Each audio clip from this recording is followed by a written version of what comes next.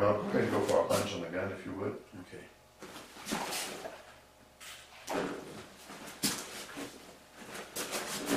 Yeah, okay. Well, I think from here, at that point, I'm probably gonna pull. There's, okay, let's try it again. Okay, okay. This is what's really gonna happen, really got me, but is it gonna stop me? Yeah. So it's like, I still got your Once I gun. got it here, basically. I got kicked in the groin, and that's gonna hurt. Now I'm really pissed, and I'm still gonna try and get your gun, so Right. what comes next? Now, at this point, probably, boom, Yes. boom. I actually go right in the side of the neck, just below the ear, Yeah, well, okay, from here, with the back of the hand. yeah. That way you don't run the risk of breaking a vertebrae, but you're gonna knock the guy out. And then if from here, Right back into the face either the again. face or, Yeah. you know, depending on how, if it's truly taking me out, I'm probably gonna go for finger pokes. If it's a situation that I want to control and not damage you, I'm probably gonna go for like a bloody the nose, bloody the mouth. You know, there's enough here, Mhm. pain and blood-wise. Yeah. I'm gonna interrupt your breathing. Well, there isn't. It sets up a panic situation. Mm-hmm. And once that person panics, they lose the coordination. Here, boom. Mm-hmm. Now I've probably got most of the strength going on here. Yeah. I can start playing around. That's a pretty good one. You know, pull down and shove up.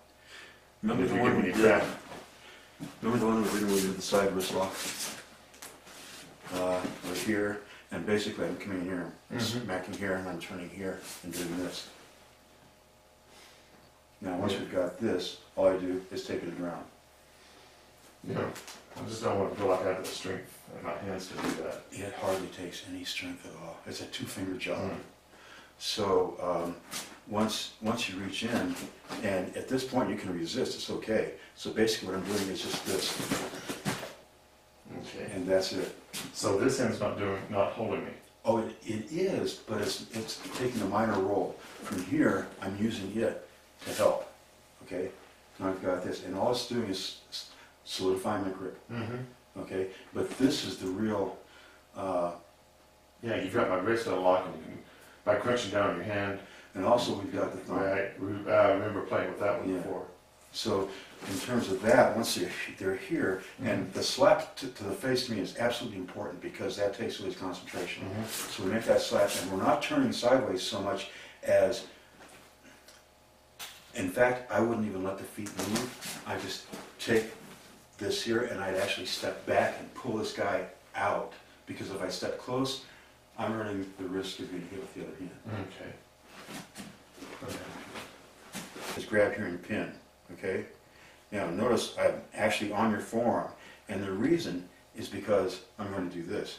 I'm going to put a lot of pressure on it and crank it, and this is where the pain comes in. So you're getting your body weight into it as well. Well, I'm using my body motion to take place of weight and effort, so I'm using my body instead of just my arm. So everything is in the turn of the body. And once I get that body turned, and the point is to not get the hand far away from your body, but to keep it pressed in tight. Okay. And if I can keep it pressed in tight, then I've got control. As soon as that hand moves away from me, I start to lose control. Yeah. And then it becomes a serious problem. So everything relies on being close and tight all the time. And the distractions, that slap in the face is really important. So when I do this, it seems like that, but there's nothing that person can do. Right. Oh yeah, there's no way I'm going to reach across. No, and the thing is, it takes so little effort to control the person once you're in that side lock. It's virtually impossible for them to do anything at all. If they're that strung out, you just break their wrist, and it'll snap. So that's kind of how I look at it. It's like, okay, we've got the whap, okay? We've got this, which is applying pressure to the wrist here, and actually making a compound pressure on the forearm and wrist. And then all I have to do is turn. I don't have to do anything but that. And to me, it's the simplest way to gain control of a situation that could turn sour real quick. Yeah. Yeah. Anything. And the other thing I think about is this guy he's going to reach for the gun. He may also punch me in the face with the other arm. So to keep that from happening, there's the slap. Okay. and the slight turn. When I make that turn, I actually want to try and use my shoulder to protect my head. So when he reaches for the gun, and I think about, you know, that punch coming, what I'm thinking about is this, okay? Using the shoulder as a block. Yeah. If I can use that shoulder as a block, then all I have to do is make that turn. And he may tag me, but it's not going to have much force because it's going to be deflected. And to me, that's a really important thing to think about, because that's kind of like, that's your survival. Yeah. I mean, you've got to be able to. I can take a punch, I can't take you taking my gun. That's it. Yeah. You might survive the punch. You get a bruise. You may even get your side of your face swollen up, but you'll be alive. And At that's that point, really, he'll be going to the hospital, yeah. yeah.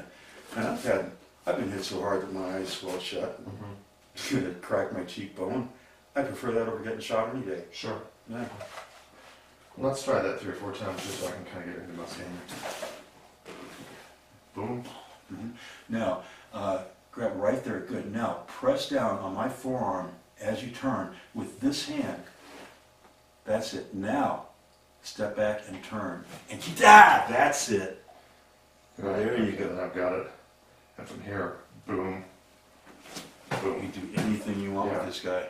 Yeah, I'm just thinking, again, in uniform, you can see this to a certain extent. Shows you I can't, you know, I can't bring up You high, can't really, no, you can't, but but, I can get the big swing motions in. and the other thing you can do is rake the shin. Mm-hmm. So if it comes right down to it, you've got this guy, you just did it. The motorcycle Rake it kick, yeah. right down the shin. Or take the heel of your boot and take the kneecap. Move it sideways. Mhm. They don't move very well that way. Boom.